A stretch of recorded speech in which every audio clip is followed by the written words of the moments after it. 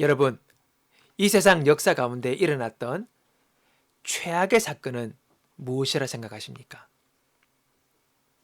그것은 골고다에서 예수님을 십자가에 못 박아 죽인 사건입니다.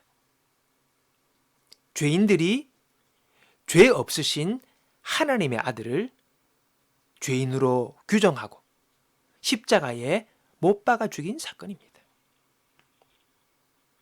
자, 그렇다면 역사상 가장 최고의 선의 역사는 또 무엇이겠습니까? 그것은 바로 예수님이 골고다에서 십자가에 못 박힌 사건이에요. 동일한 사건입니다. 죄인들을 위하여 선하신 하나님의 아들이 죽으신 사건이죠.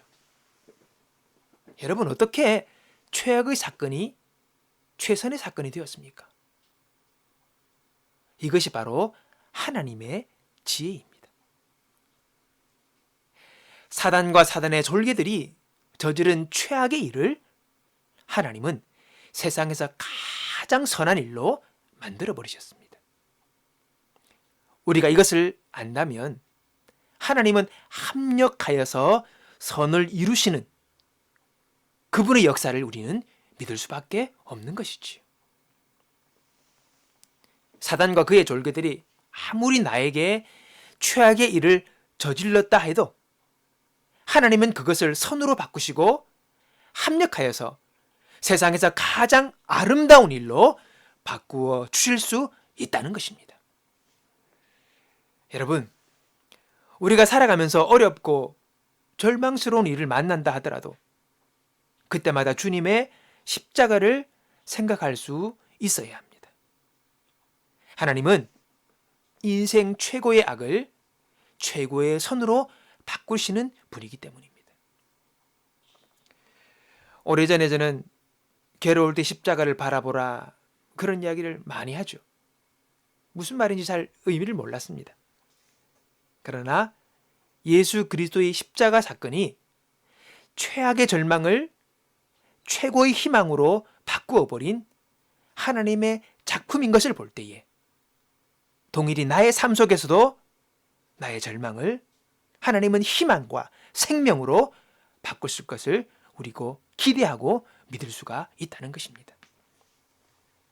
우리는 마음에 하나님을 향하여서 합력하여 선을 이루시는 분, 절대적인 절망을 절대적인 희망으로 바꾸시는 분이라는 그 믿음을 가지고 우리는 살아가야 합니다. 여러분, 신앙의 생활은요, 내가 가진 열심과 열정만으로 되는 것이 아닙니다. 우리 마음에 믿음이 있어야 합니다. 어느 때인가 내 노력과 내 열심이 여러분 바닥에 날 때가 있어요. 우리의 열정, 우리의 노력, 우리의 열심이 바닥에 날 때가 있어요. 그것만으로는 신앙의 한계를 느낄 때가 있다는 것입니다. 왜요? 사람의 힘과 노력에는 한계가 있기 때문입니다. 사람은 전능자가 아닙니다. 그러면 무엇을 가지고 우리가 신앙생활을 합니까? 우리의 노력과 우리의 열심이 아니라 주를 향한 믿음을 가지고 우리는 살아가야 한다는 것입니다. 그 믿음을 가지고 신앙생활을 하는 것입니다. 하나님의 축복은 그를 믿는 믿음의 사람이 누리게 되는 것입니다. 믿음은 우리의 마음에서 자라납니다. 나는 믿음이 작아요. 나는 믿음이 부족해요. 괜찮습니다. 믿음은 우리 마음에서 자라납니다. 예수 그리스도가 믿음의 씨앗이고 그분이 네 마음에 들어오실 때에 우리는 믿음의 씨앗을 가지고 그 믿음의 씨앗이 자라나기 시작합니다. 믿음은 성장합니다. 그래서 우리가 기도하는 것이지요. 그래서 우리가 말씀을 읽고 듣고 묵상하며 그 말씀에 순종함으로 반응하는 삶을 우리가 살아갑니다. 그럴 때에 우리 마음에서 믿음이 자라나게 된다는 것입니다.